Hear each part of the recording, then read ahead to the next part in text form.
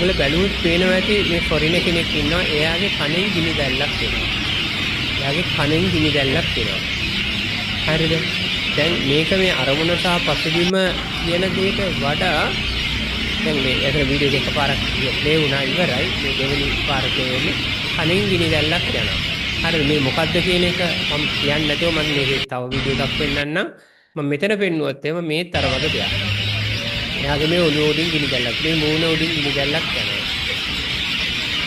හරි එතකොට දැන් මම මේ කියන්න හැදුවේ ඔයගලන්ට පොඩි හින්ට් එකක් දෙන්න හැදුවේ. මොකද්ද මේ හින්ට් එක? ඇත්තටම මේක මේ මහනුවර කාගිල්ස් එක, මහනුවර මේන් ස්ට්‍රීට් එකේ ඔතන කාගිල්ස් එකේ වීදුරුවක් තියෙනවා.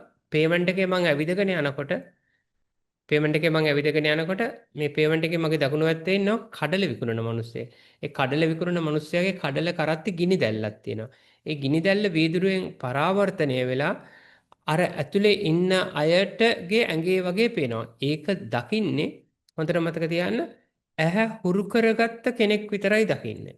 මම ඇහැ හුරු කරගෙන තියෙන නිසා මම ටක් ගාලා අර වීදුරුවෙන් එන රිෆ්ලෙක්ෂන් එක දකිනවා. ඒක සාමාන්‍ය ජනතාව ඒක දකින්නේ නැහැ. හරිද? එතකොට දැන් මම නැවත ඒක එකපාරක් පෙන්නන්නම්.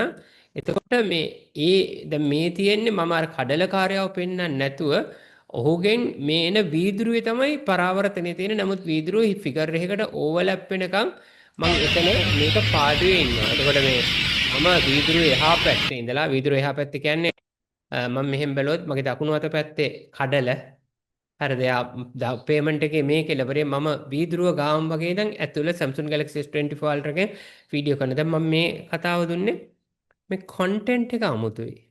මෙහි අන්තර්ගතය අමුතුයි. මෙහි අන්තර්ගතයේ යම් රසවත් භාවයක් තියෙනවා. එතකොට ඒක වාර්තාවක් නොවේ. ඒ කියන්නේ ඒ පරාවර්තනය දකින්නේ S2 හුරු කරගත්ත කෙනෙක් විතරයි.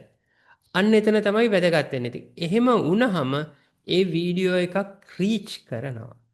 හරිද? ඒ නිසා දැන් ඔය මම මේ හැම වෙලේම මගේ කන්ටෙන්ට් ගැන කියවනව නෙමෙයි. නමුත් Facebook එකේ, YouTube එකේ, TikTok එකේ, Instagram එකේ මේ හැම එකේම අපි අනිත් අය නොදකින දෙයක් අපි මිනිස්සුන්ට පෙන්නකොට එයට ප්‍රතිචාර ලැබෙනවා.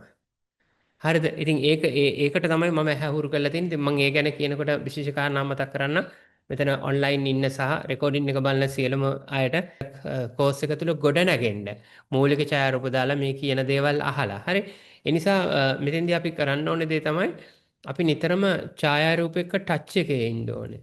ඒ කියන්නේ අපි ෆොටෝස් බලන්න ඕනේ. ඉන්ටර්නැෂනල් අවෝඩ් විනර්ස් ලගේ ෆොටෝස් අපි මේ ගෲප් එකේ දානවා යම් ප්‍රමාණයකට. විශේෂයෙන්ම ඔගොල්ලෝ ඉන්න රටවල් වල ෆොටෝග්‍රැෆි පොත් කඩ තියෙනවානේ. ඒ පොත් කඩවලට ගිහිල්ලා ෆොටෝස් බලනකොට ෆොටෝග්‍රැෆි එක්සිබිෂන් බලනකොට හොඳ ෆොටෝග්‍රැෆර්ස්ලාගේ ෆොටෝස්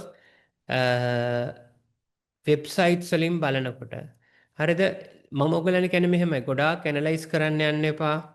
පොත් මිලදී ගන්න යන්න එපා. ලොකු වෙලාවල් ගත කරන්න එපා.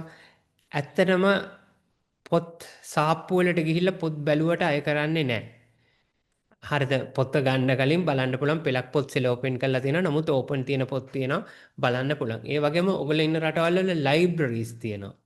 හරිද? ලයිබ්‍රරි වලින් ගන්න පුළුවන්. මම කාටවත් මුදල් ලියතන් කරලා පොත් ගන්න කියන්නේ නැහැ. ඒකලා හැබැයි ඕගොල්ලන්ට හැකියාව තියෙනවා පොත් කඩේකට ගිහිල්ලා ඒ වගේම ලයිබ්‍රරි එකට ගිහිල්ලා පොතපත පොඩ්ඩක් බලන්න. මම කියන දේ කරන්න ඇයි කියලා අහන්න එපා. මම බොහොම සරලව හේතුව කියන මම ට්‍රේනර් කෙනෙක් පුහුණු කරුවේ. මම හේතුව කියන්නම්. ඔයා බලනකොට ඒ S2කින් ගිහිල්ලා ඔයාගේ සබ්කොන්ෂස් මයින්ඩ් එකට ඒ ඡායාරූපය යනවා. ඔයා නොදැනීම ඔයාගේ කැමරාව අරගෙන එළියට යනකොට මේ ඡායාරූප ඔයාට එනවා. ඔයා මේ වැඩසටහනට ඇවිල්ලා මේ කරුණු අහනකොට ඔහේ අහගෙන ඉන්න. නැවත බලන්න, නැවත අහන්න මේ වැඩසටහන. ඒ බලනකොට ඔයාගේ සබ්කොන්ෂස් මයින්ඩ් එකට ගිහිල්ලා ඉබේම ඔයා ෆොටෝ ගන්නකොට හරි ෆොටෝ එක ඔයා තුලින් එනවා. දැන් මේ අපේ නදීෂා පිමාල්ටි ඡායාරූප ගැන කතා කරන්නේ.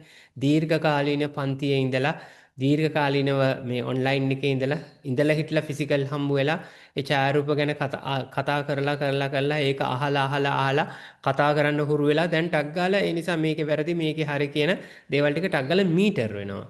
ඒක වෙන්නේ මම නදීෂා පිමල්ටි කියන එක මම දන්නේ නැහැ අද එනවයි කියලා සෙටප් කරලා නෙමෙයි අපි කලින් කතා කරන්නේව අපි මේ කලින් බලන්නේ ඒ විදිහට කරන්නේ. ඒ නිසා මම කිව්වේ පොත බලන්න, ප්‍රදර්ශන බලන්න. ඒ බලනකොට ඒව ගිහිල්ලා වගේ සබ්කොන්ෂස් මයින්ඩ් එකේ රැඳුනහම අනිවාර්යයෙන්ම ඔයාට හොඳ ෆොටෝස් ගන්න හැකියාව තියෙනවා.